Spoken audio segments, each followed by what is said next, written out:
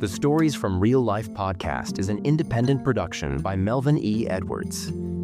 If you enjoy these episodes and want to support his work, please go to the website www.podcastreallife.com and click on the link to make a financial contribution. Any amount is the perfect amount.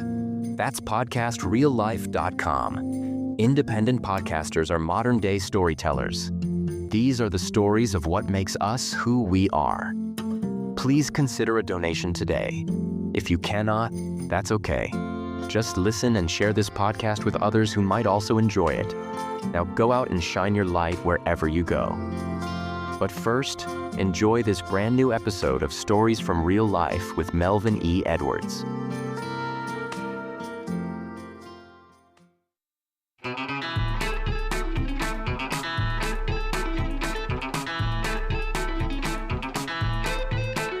You are listening to Stories from Real Life, a podcast by engaging storytellers for engaged story listeners. Here's your host, author and journalist, Melvin E. Edwards.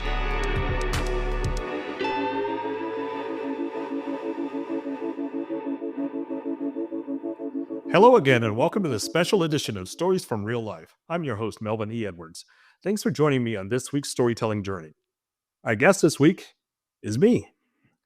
I'm giving the reins to this broadcast to my daughter, Leigh-Anne Clabby. Let's learn more about Leigh-Anne first before you learn more about me.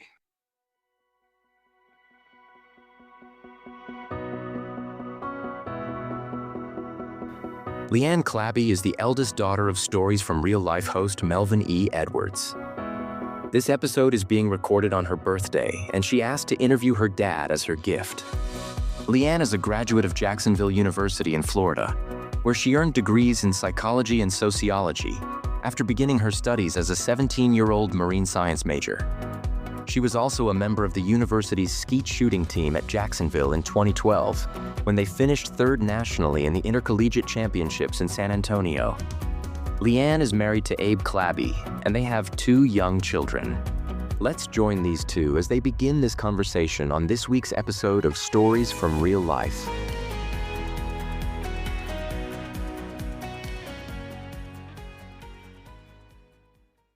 I'm your host for this episode, Leigh-Anne Clabby, and today's special guest is Melvin E. Edwards. Let's learn some more about him before we get started. Melvin E. Edwards is a 6th-generation Texan who was an award-winning newspaper reporter and columnist before entering the colorful and ambitious world of Texas politics. He started his career writing about Texas high school football, and within a few short years, he was a speechwriter for the Lieutenant Governor and Governor of Texas.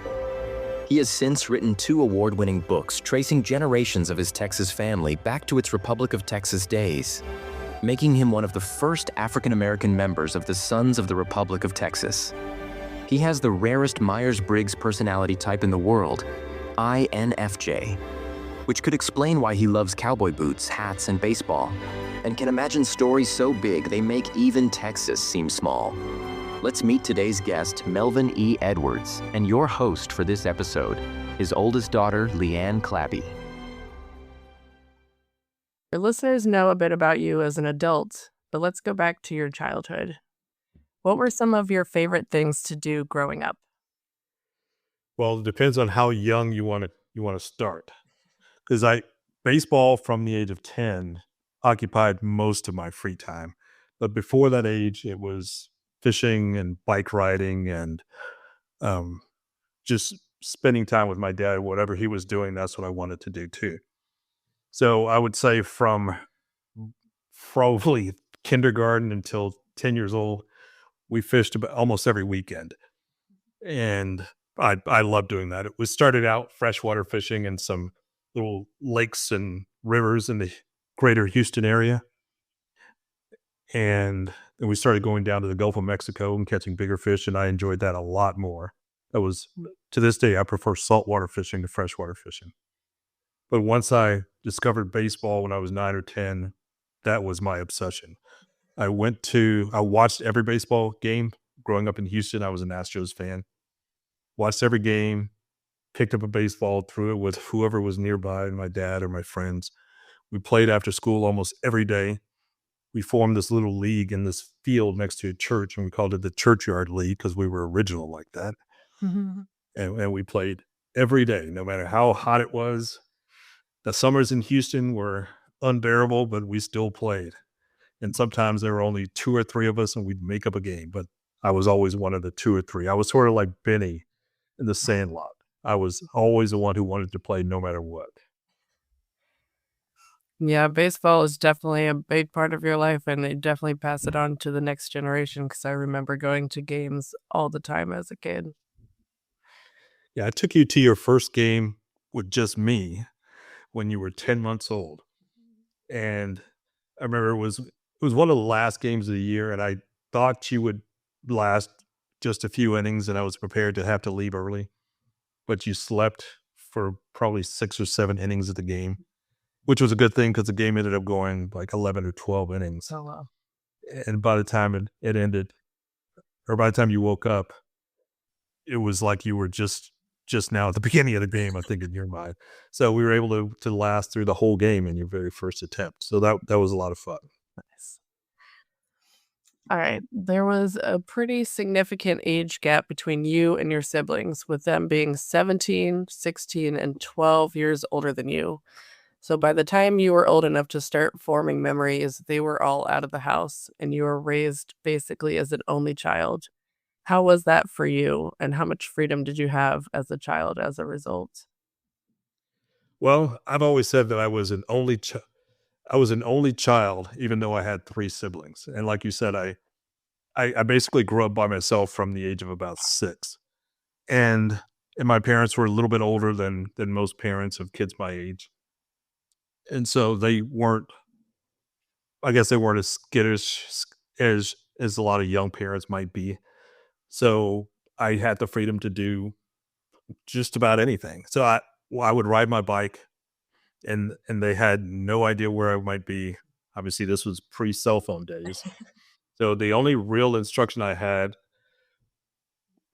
were, don't get in any trouble. If I went to somebody's house, that kid's parents had permission to punish me if I needed to be punished, and be home before the streetlights came on. That was basically it.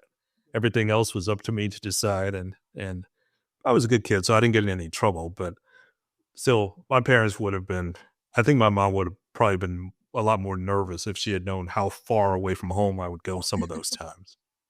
I think the furthest I ever went on my bike was about 20 miles away. Wow, that's really far. I think it's interesting that back in the days before cell phones existed and kids had phones in a way to keep in contact with their parents, they seem to have a lot more freedom than now when they do have phones and they do have a way to stay in contact. Oh, absolutely. I think it's funny that one question that everybody asks now that was never ever asked and never even would have been considered when I was young was, "Where are you?" Yeah. Because if you ever call somebody, you were calling their house, and if they answered, you knew that's where they were. Yeah. So nobody ever had the reason to ask, "Where are you?" Because you were wherever they were calling. Yep. Exactly. So who was your biggest hero as a child and who is now? Oh, my dad definitely was. My dad was also named Melvin Edwards, which is why I've always used my middle initial to distinguish myself from him. But he was always my hero, and he still is. He passed away when I was 13 years old, but his memory is alive and well, and not a day has passed when I haven't thought about him. But on sort of a more intellectual level, existential level, I would say Martin Luther King, Dietrich Bonhoeffer. Um, I'd have to really think about some of the others. I had a lot of writing heroes. Jack London was one of my heroes. That actually went into journalism because I wanted to be a writer like Jack London was. After I read The Call of the Wild when I was about 12 years old, and that was my inspiration. And I've never wanted to do anything else. From the age of 12, I always wanted to be a writer, and I always focused on that singular goal. And even to this day, I'm a writer and nothing else. I may do other things, but I identify myself as a writer first. That actually leads right into my next question, which you might have already answered, but it was, what did you want to do when you grew up and what path took you there? You clearly already wanted to get into journalism, but was there ever anything else that you wanted to be when you were younger, or was it always? Yeah, probably a year before that, when I was about 11, we had, what's it called? Like Professionals Day or whatever it was called, where somebody would come up, people came up to the school and wanted to tell you about what they did for work. And we had to make name tags with our name on it and what we wanted to be when we grew up. And I was a good student, and I wrote my name and I said I wanted to be a baseball player. Mm. And my teacher was mortified at that. She said baseball was for people who couldn't do anything else. So I changed, I got it. She gave me a new name tag and I wrote Melvin Edwards, doctor and baseball player. You definitely have time for both. Yes. You could go in sports medicine. Yes. So what was it that initially drew you to journalism? Was there a particular story or event that inspired you? I know you said that some of the books that you read inspired you, but rather than being a novelist, what was it that drew you towards journalism specifically? Well, I think everybody of my, or not everybody, but a large percentage of people of my generation who gravitated towards journalism were inspired by Woodward and Bernstein in the mid 70s and how they cracked open, I guess, the President Nixon case. And so everybody wanted to be a journalist to bring down corruption. We wanted to tell stories that would make a difference. And while that was one of my motivators, I wanted to do that from a sports angle. I wanted to be a journalist, but I wanted to be a sports journalist. Yeah. And thankfully, that's what I got to do. And I was very thankful for that. But I realized when you're starting out as a journalist, you start out at the bottom. And although I worked for a daily newspaper pretty early in my career, I worked for a weekly paper while I was still in college. So I was a paid journalist for the first time, I think, my junior year of college. And it was funny because I played baseball and I covered our college's sports teams for the local newspaper. And one time I had to write about me in the paper, and my teammates gave me a hard time for the rest of the time I was in college. So that was definitely a challenge. Mm. Has your perspective as a journalist or a writer in general changed over time? And do you consider yourself a journalist at heart, even though you've had a few different types of careers? Oh yeah, I'll always be a journalist, or in particular, to be more specific, I'll always be a writer. But I do generally say I'm a journalist, even though people identify journalism as being a newspaper reporter, and there are lots of different types of journalism. I think any kind of a writer, you're literally journaling. You're journaling personal stories, family stories, news stories. Any type of writing is a journal type of endeavor. So I think anybody can be a journalist if they're a writer, and that's what I call myself. But yeah, I identify myself as that. That's who I am. That's what I am. I often say journalism is what I do for food and what I do for fun. And what I mean by that is it's always been my job, and it's also always been a hobby of mine. And the two books that I've written and many other things that I've written as a hobby were born out of just having a passion for writing and doing all kinds of writing. It's kind of funny that my senior year of high school, I ended up being the class poet. And that was certainly not anything that I endeavored to do. There was a contest. Yeah. There was a deadline to submit a poem for consideration for the class poem. And I didn't even know about the contest. And I heard about it on the very last day. I think my homeroom teacher said today is the last day to turn in your poem for the senior class poem. And so I wrote one during homeroom and I won. And so I got this medal and I got to sit on the stage and deliver my poem, even though I hated it. I hated it to the point where I was so scared to be on that stage and behind a microphone in front of my whole class that I lost my voice. I'm sure it was psychosomatic, but I lost my voice and nobody could hear me recite the poem. But it was printed in the yearbook, so they could read it if they were really interested in it. Oh. Did anybody else know that you had written it just that day? Or Just did the you people I tell them? told. And I don't. There weren't that many people I told. I didn't have a whole lot of friends in high school. At least not at my high school. Most of my friends were at different high schools because I had gone to a magnet school in middle school, on the other side of Houston, and then went back to my local high school. So, or we all went to our local high schools. So even though we've gone to middle school together, we went to different high schools dispersed throughout the city. So most of my friends went to high schools other than the one I attended. So I didn't have a whole lot of friends at my high school. And so I continued, especially once I got my driver's license and could drive anywhere, would hang out with them, or before that, talk to them on the phone. But yeah, I didn't tell a whole lot of people because probably not a whole lot of people will have cared that much. Yeah. It's interesting hearing how you feel about writing and how it's such a big part of who you are. Because I like writing, but for me, it is more of a hobby. And I definitely don't see myself as a writer. Like, I've gotten a little bit into writing poems. I've done some short stories.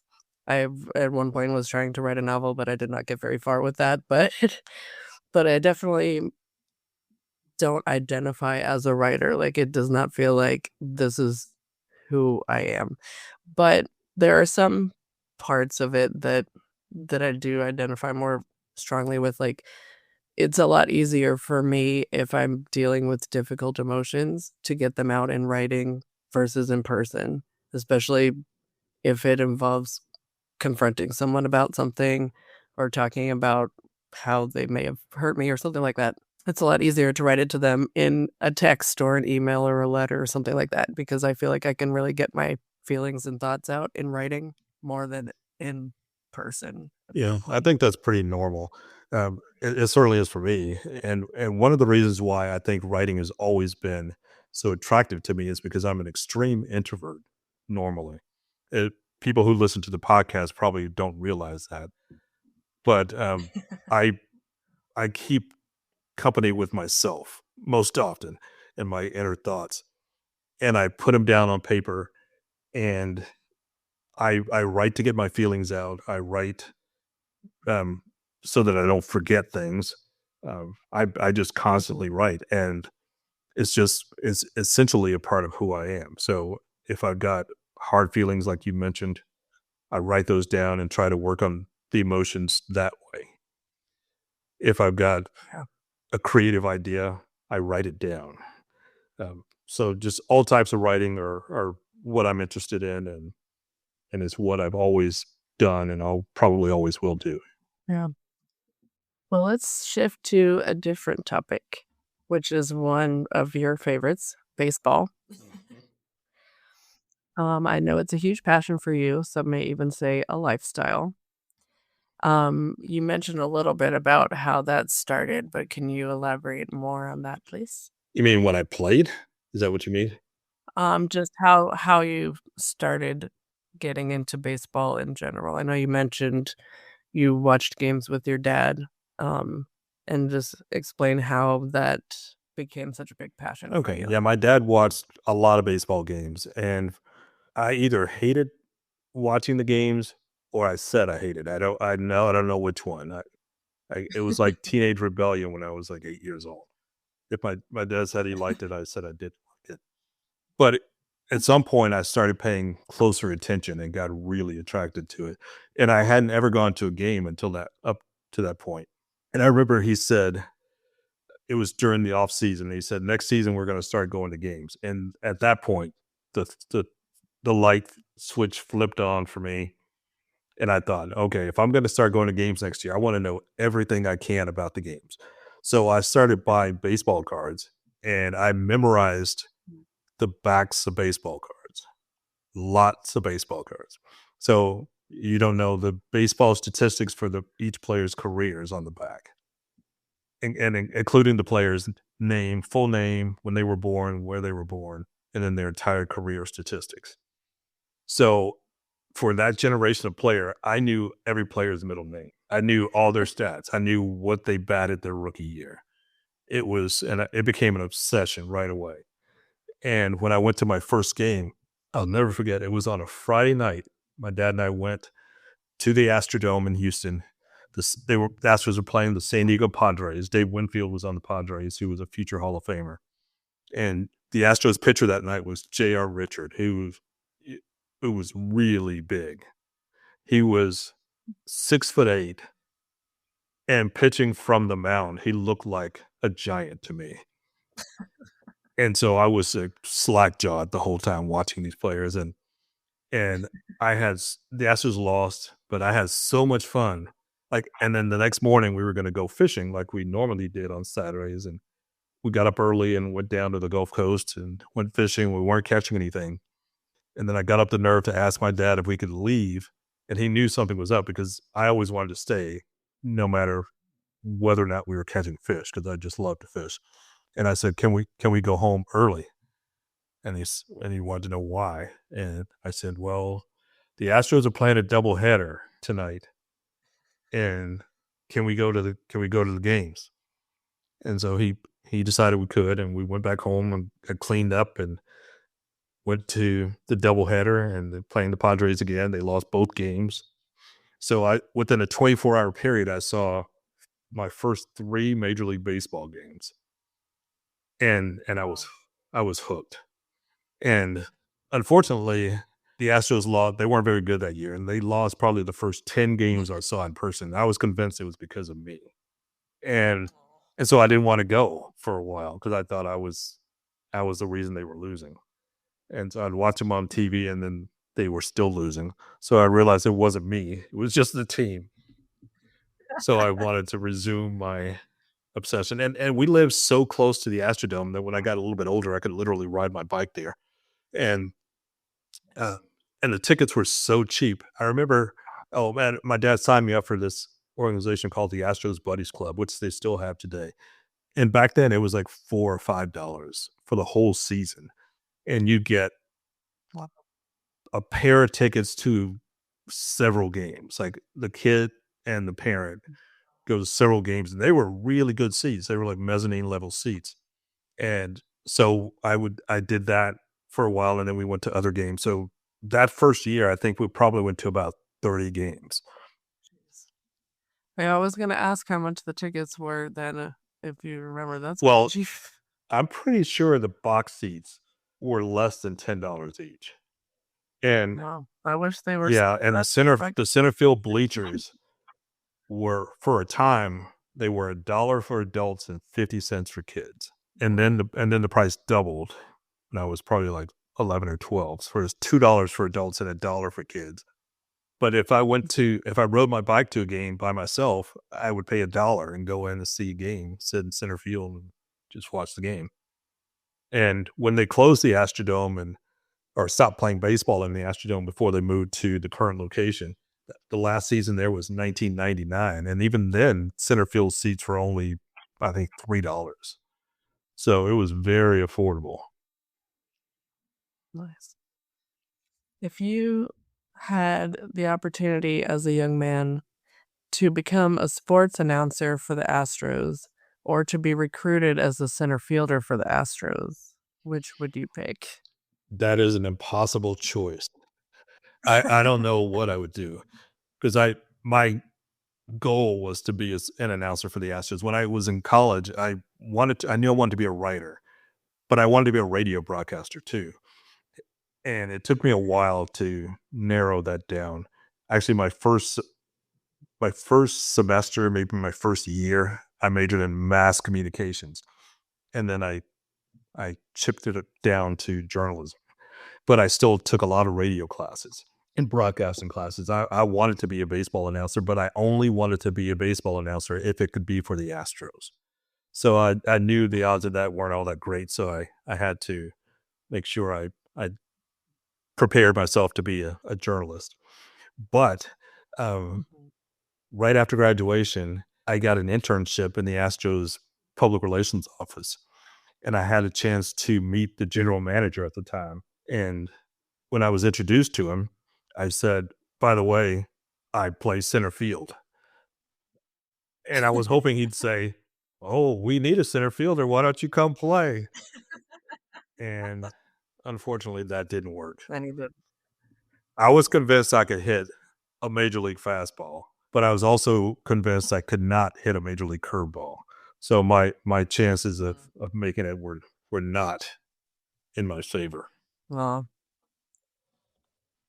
so how has baseball played a role throughout your life, and how has that role changed at different phases of life? No, that's interesting. Baseball has always been a huge part of my life, and I played for as long as I could, and I got into coaching pretty young. Actually, when I was 19 years old, I remember taking a course at the YMCA on coaching, and it was because of my nephew. He was only 10 years younger than me, so he was 9 years old, and he was going to be playing in the YMCA league, and he didn't have a really strong father figure in his life at that point. So I wanted to be his mentor. So I took this course to be a coach, and I started coaching at 19 years old. But I didn't coach again for a few more years. So after you and your first sister were born, before Damon, my only son, was born, I started coaching other people's kids. And I was invited to coach a 11-year-old Little League team. And at the same time, or roughly the same time, I was invited to be a coach for a local private school team. So I was coaching two teams at once, 11-year-olds and high school kids. And I didn't have a kid on either one of those teams, which was pretty unusual because most coaches are dads and they're coaching because their kids on the team, and some of them are decent coaches, but most of them want to give their kid the best advantage possible by being as close to the levels of authority as they can get. But I didn't have a kid on either team, so I was pretty impartial. And one of the things I remember thinking at that point was, if I ever have a son, I'm not going to push him to play baseball. And because I didn't want it to be my dream, I wanted it to be his. And then when Damon was born, when he started playing the sports, we signed him up for T-ball when he was 5. That was right when we moved to Maryland, and it was really cold that winter, and most of his games were snowed out. And so he really didn't start until the next year. And he enjoyed it, but was easily distracted. And then he started playing soccer, and he was much more passionate about that, was very good at playing soccer. So I just assumed that's the direction he would go. So he played soccer until he was about to enter high school. And he came up and I assumed, again, that he would try out for the high school soccer team, but he came up to me and told me that he wanted to play baseball in high school. And he wanted to play baseball in college. That's what he told me as an 8th grader. So I started getting him prepared that summer, and that was the first time he ever played competitive baseball, the summer between 8th and 9th grade. So he made this travel ball team. He made the county all-star team. And then he tried out for the high school team as a freshman, and he made that team. And then he started getting letters from colleges to be recruited.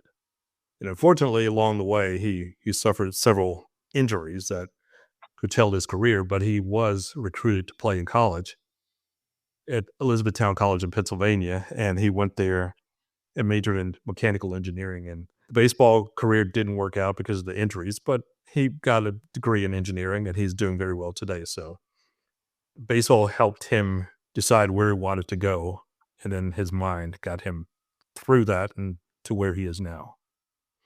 But another part of baseball that I think you're probably asking about is coaching throughout the years. And I've coached lots of teams. Most of the teams my son played on probably after the ninth grade year up through high school. And he got involved in American Legion baseball his junior year in high school. And I loved the American Legion baseball program. And so I was passionate about that. At first I got involved because I was just there all the time. So I would bring him at that point I was a single parent. I would bring him to the games and I didn't want to have to drive home because I had to drive back to pick him up. So I would just stay there. And when you're at a place where they're lacking volunteers, you're probably going to be voluntold that they need you to do something. And that's sort of how it started. And year by year, my responsibilities increased until he graduated from the program in 2017. And I was involved for 3 more years. And by the last 3 years, I was the general manager of the Annapolis American Legion program. So I was scheduling the games and coaching the team and designing the uniforms and scheduling umpires. And I did just about everything you could do to make sure the program operated smoothly and efficiently. And I love that. It was a volunteer position, but it was probably the most fulfilling thing I've ever done. I loved the American Legion mission. I love baseball. I love the idea of players representing their community rather than um, just paying a lot of money and being on a tournament team and traveling around from place to place and playing in tournaments and trying to win a trophy. In American Legion, you actually had to earn the trophy. You had to win your way to tournaments and to championships and the American Legion World Series. And I love that concept. Yeah.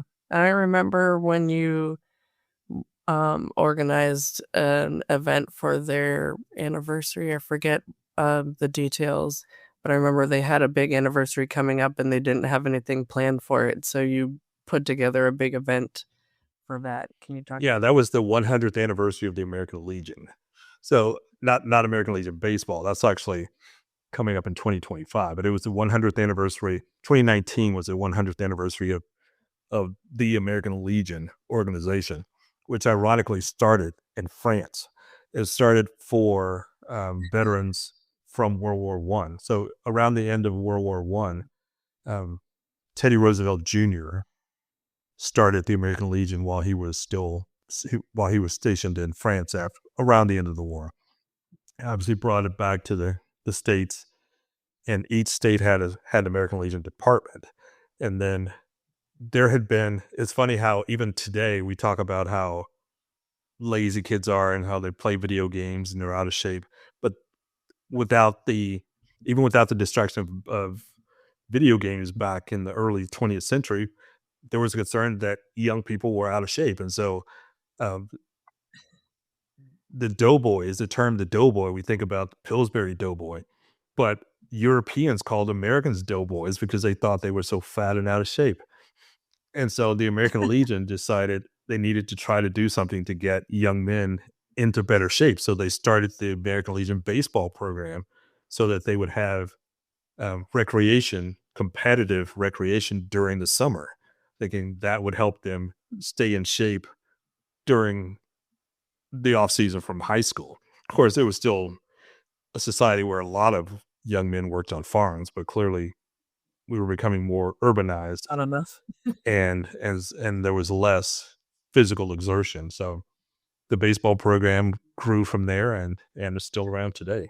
Do they have the baseball program in every state?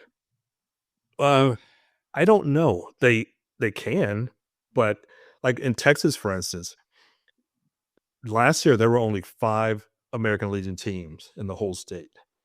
And partially it's because there are just so many other baseball programs that operate year round, and American Legion is only during the summer. And it's obviously really hot here in Texas. But up north, it's like in Minnesota, for instance, most high schools don't even have a high school baseball team because it's still too cold in the spring. And American Legion baseball is a substitute for high school baseball. So as recently as a couple of years ago, they had about 350 American Legion teams in Minnesota compared to 5 in Texas. And in Maryland, where we lived for a long time, there were 40 to 45 teams routinely during the year. That's junior and senior divisions. But every state is eligible to have it, and including Puerto Rico. And there are now about 90 National Baseball Hall of Famers who played American Legion Baseball when they were in high school. Nice. This is just a little tangent, but do you happen to know if Craig Biggio was in American Legions? I don't know. I honestly don't know. I know Jeff Bagwell was, and the year that he was inducted, I think the entire class that year had played American Legion Baseball, including Pudge Rodriguez, who was from Puerto Rico, and he became the first Puerto Rican player who had played American Legion Baseball to be inducted into the Baseball Hall of Fame. But the number I mentioned, roughly 90 players who played Legion Baseball went to the Hall of Fame. The number would have been much, much higher without any question. But just like segregation throughout Major League Baseball, there was also segregation in American Legion Baseball for a time. It desegregated much earlier than the major leagues did, but earlier players like Satchel Paige and Josh Gibson and some of those guys who would have undoubtedly been among the best teenage players in their area weren't allowed to play. So the number could be well over 100, if not for that. Yeah, that makes sense. So going back to Damon and him playing baseball, did you ever think that he could have gone pro if he wanted to, and if he hadn't had those injuries during college baseball? Unfortunately, no. I think he had talent to play professional baseball. I don't know if he had enough talent to play Major League Baseball, but I know he didn't have the passion for it. I always said he played baseball because he was good at it, not because he was passionate about it. And I think he played because he thought that's what I wanted him to do. And I was glad he did play. I was really happy when he chose baseball over soccer, but I wasn't going to force that on him. But I think in his mind, that's what he thought I wanted him to do. So I know there were a couple of coaches who thought he could be drafted his senior year before he started getting injured. And I just don't know. It doesn't really make much sense to speculate because there's no way to know, and there's no way to change the past. But it would have been fun to see what would have happened if that was really his passion. Yeah. Why was it so important to you to attend every game, not just for Damon's baseball, but for the other kids' soccer games as well? Oh, it was important because that's what my dad did for me. Um, he spent all of his time, all of his free time, if you want to call it free time. It wasn't free. He spent so much time with me, and that was my benefit of being an only child at that point. He didn't have to split up his time with the other kids, and I had so many memories. And then after he passed away when I was 13 years old, those memories that I had from earlier helped sustain me because I could think, well, at this point in my life, I'm doing this. And I know he would be interested in that too. I know he would be here watching. So it was important for me to make sure I developed those types of images in my children's heads too. I wanted them to be on the field playing and be able to look in the stands and know I was going to be there, not just hope I was going to be there and be surprised or excited when they happened to see me. But I wanted that to be their expectation because I thought that was a reasonable expectation for me to be there to watch them participate and watch you participate. I guess we shouldn't say in third person. Yeah. I know you didn't play a whole lot of sports until your senior year when we played soccer, but it was important for me to be there because I thought it was important for you to see me there. Yeah, and I have the same kind of mentality with my kids. I don't really see Charlotte getting into sports, but you never know. But she does have choir concerts with school starting up. She's only in 3rd grade, but she's had one and she has another coming up. And I really want to be intentional about making sure that I always go to her concerts, especially since she's very nervous about being on stage in front of everybody. And since she's short, she ends up in the very front of the choir.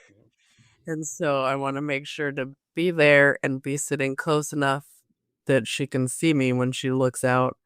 And I could definitely tell at her last concert that she could see when, like, she was looking out in the audience, and I saw in her face when she saw where we were, and that made her feel a little bit better. She was still very nervous, but she was more reassured when she saw that we were there. And when she was born in Texas and I was still living in Maryland at the time. And my goal was to make sure I moved back to Texas by the time she started school because I wanted to be involved in her activities too. And so I'm looking forward to going to her concert next week and being a part of that. I guess it's a couple of weeks, but looking forward to that. Yeah. And speaking of parenting, we'll shift in that direction. What were your initial thoughts when you first learned you were going to be a parent? And how did that differ from when you met your first child, which was me, for the first time? Yeah, that was 34 years ago today.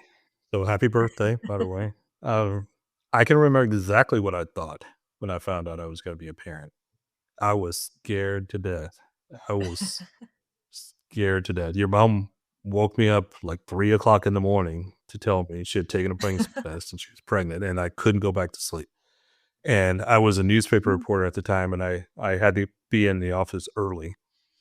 So I got there like 7 o'clock, and I just couldn't focus. And I remember calling my mom and telling her that I was just nervous. I told her that we were expecting. I told her I was really scared, and because I wanted to be a good parent. I was really young too. When we found out we were expecting you, I was 23 years old, and I was 24 when you were born. And got married at 22. And I just wanted to be a good parent. I wanted to be like my dad. He was my inspiration, and I just didn't know if I was ready to be that kind of a parent. But I knew at that point I had to sort of speed up the process and getting myself ready. So I started reading lots of books on parenting, and I wanted to be prepared. But I learned during your first year of birth, after birth, that you hadn't read those books.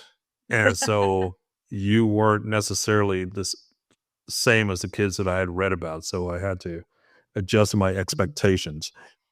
And it was, yeah, I like things to be predictable. I don't like surprises.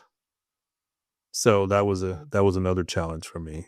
But I love being your dad, and I love watching you grow up and teaching you things and learning things from you and repeating things that you had said. I still say stuff to this day that you said that were funny back then, the way you pronounced things or how stubborn you were.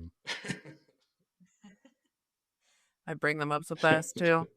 I think it's funny you say that I hadn't read those parenting books when I was a baby. I did when I was like 8 or 9 years old. I remember reading your or my mom's copy of What to Expect When You're Expecting. I remember reading that when I was 8 or 9 a lot. I probably read the whole thing. I was fascinated with babies and pregnancy and all that. I'm surprised that I never wanted to become a midwife or nurse or doctor or anything like that, because I've always been fascinated with that stuff. But I was reading the book. Yeah, you learned to read very early, and you used to read everything. I can remember when where we lived at the time, in Lake Jackson, Texas, had a summer reading program, and you'd win prizes for the number of books you read, and it was something like 3 years in a row you read the most books, even though you were like 4, 5, and 6 years old. Wow. And you won all kinds of prizes. Yeah, I remember doing the Pizza Hut bucket challenge where we'd get a personal pan pizza for reading however many books. They still have that. They make it a little more difficult to do it nowadays, but they still have that program. It's probably because she nearly bankrupted him. I know. They're like, all right, we got to make this more difficult. No. So what are some of the biggest challenges that you've faced as a parent? Having children with strong personalities that were very different from my own. And then being divorced when the kids were fairly young, that was obviously a challenge, and wanting to maintain my same level of involvement, even though sometimes it had to be from a distance. But I didn't want the kids to ever feel the distance. Yeah. So even if I wasn't in the home with them, I wanted to make sure you guys were connected to me all the time. And that I would provide whatever you needed, including just emotional support, not just physical things. So that was a big challenge, and having 3 girls was a challenge. All 3 of you are very different from each other. Mm-hmm. Although you're much more like me than even Damon is. Yeah. So you were a little easier for me most of the time, but the other ones we'll say they were a challenge. I knew I was the favorite. I didn't say that. So how has your approach to parenting evolved from when your children are young to now as they're adults? Well, I'm very hands-off now. I'm still your parent, but I'm not parenting you. I'm much more of a friend and an advisor. So if you come to me for advice, I will gladly provide it anytime, but it's not my job to make the decision for you. So sometimes I get very frustrated when you guys tell me some things and I'm thinking that is a bad idea, but I don't want to say that because it's not my decision to make. I just try to give you other options and then let you decide for yourself. So my challenge as the parent of adults is just try to stay out of your business as much as possible. Yeah. I can see how that would be difficult. I have that issue even with friends who obviously I'm not their parent, but when especially if they ask for advice and I give it to them and then they just go and do the opposite, I'm like, but I just told you this. Why are you going and doing exactly what I say you shouldn't do? I can see how it'd be their more choice, frustrating as and they have to deal with the consequences or the rewards, whatever the outcome turns out to be. Yeah. So what's the biggest difference between having kids and having grandkids? Grandkids are way better. If there was a possible way to have grandkids first, I never would have had any kids. I love my grandkids and I love being around them, and obviously I love my kids too. I'm just joking. When you got grandkids, well, although I have one who lives with me full time, but for the most part, you spend time doing fun stuff with grandkids, and then they go back home for the day-to-day stuff. But with kids, you're there for the day-to-day stuff. And so you see the worst, you see the best, you see the indifference sometimes. But with grandkids, they're excited to see you and you're excited to see them, and you spend some time together doing something fun. And then you go separate ways for a while. So it's all fun all the time. Yeah. There's not the pressure of making sure they turn out to be a well-rounded, functioning adults. That's someone else's responsibility. Yep. So our last topic, for the most part, is Texas, one of your other favorite things. Anyone who knows you knows that a huge part of your identity is your Texan heritage. So I'll ask you a few things about that. So be honest. How many cowboy hats do you own? I own 6 cowboy hats. That's more than I guessed. How many did you think I had? 4. I really only wear 2 of them, but I have 6. Nice. But I think I need one more. I need one. Week. I need one really nice black hat. The last hat I got earlier this year was a brown Stetson. It's by far the fanciest, nicest hat I've ever had. I love that hat. Nice. But it's because it's brown, it doesn't go with everything. And the hat I had before that is also Stetson, but it's a straw hat.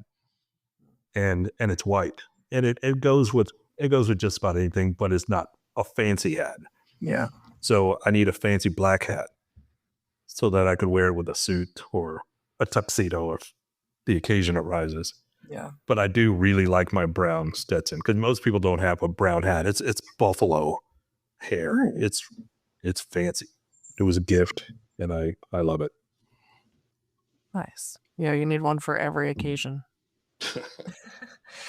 How often do you brag about being a sixth-generation Texan? And do you think your first-generation Texan ancestors would be proud of you and your life?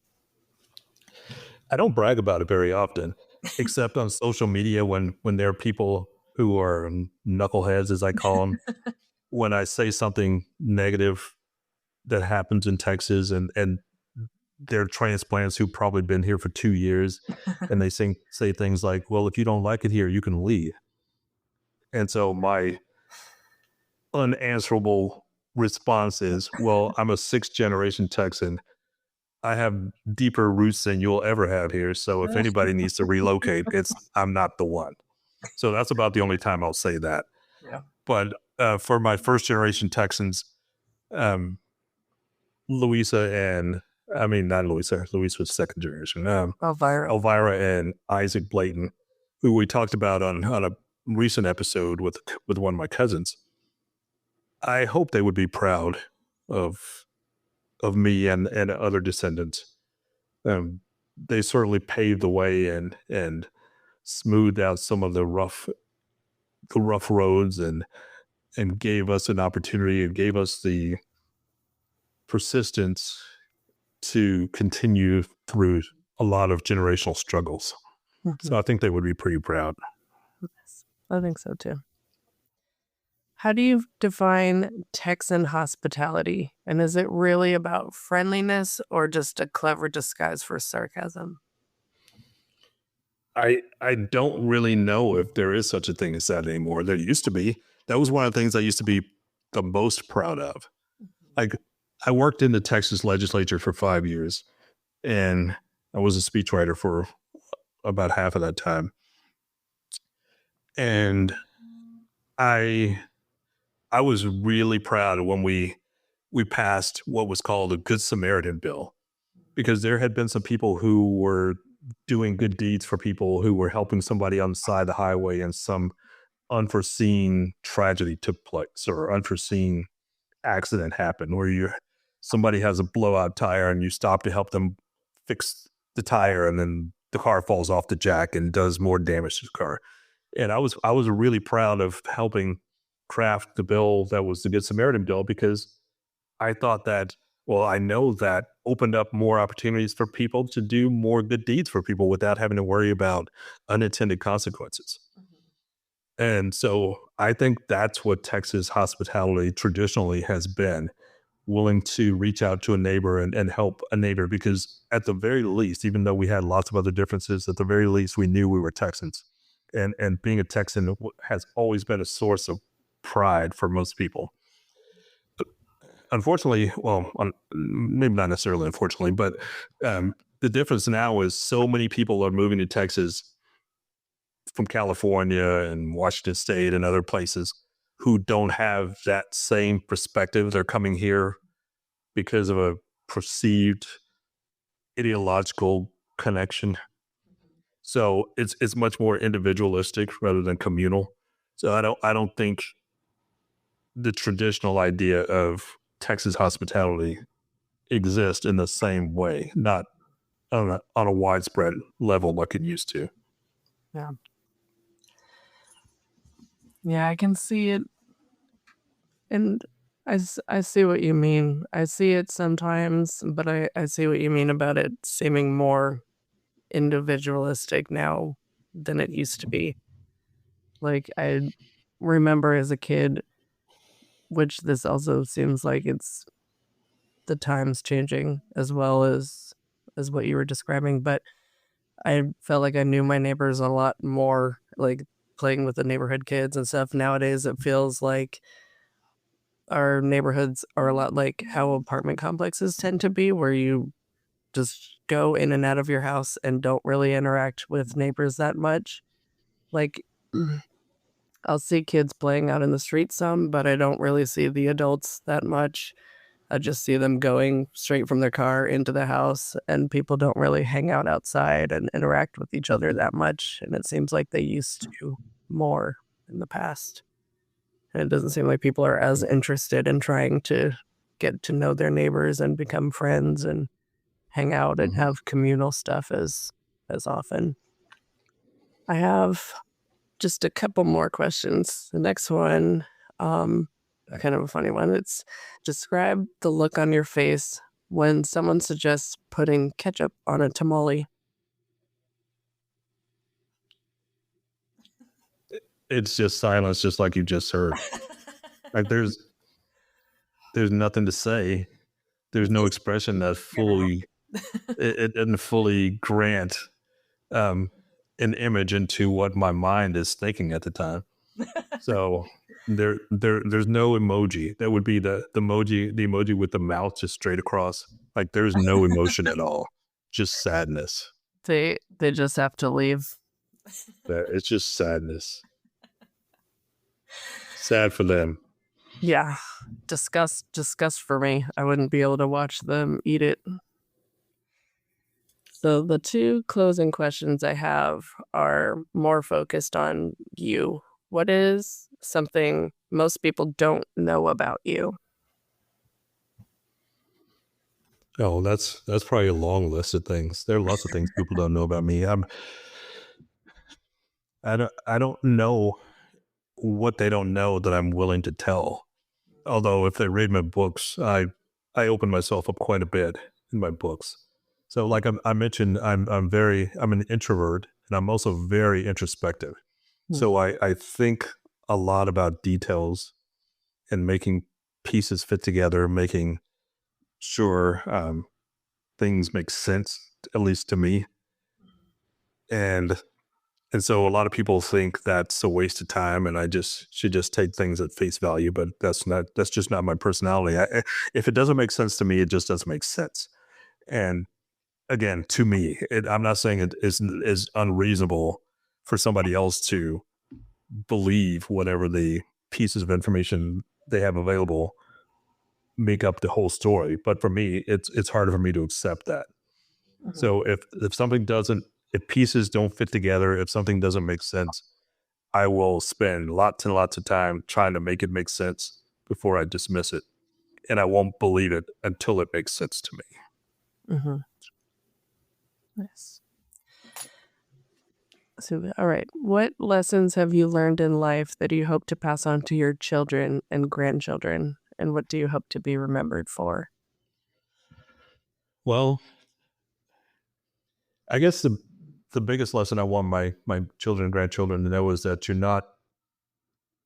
you are neither your biggest accomplishment or your biggest mistake. You're probably somewhere in the day-to-day stuff. So showing up to your kids' sporting events, being there when your child has a nightmare and screaming at night and being there to comfort them. It's the day-to-day memories that sometimes you don't remember, but the child does. That's the most important thing to me. And I probably want that also to be my legacy.